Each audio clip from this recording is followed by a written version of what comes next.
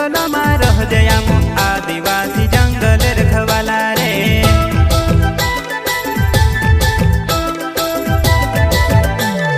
चल जंगल जमीन काजे पूजे रे आदिवासी दुनिया ने रखवाला रे। बाप देव खतरी काज पूजे रे आदिवासी सबसे निराला रे।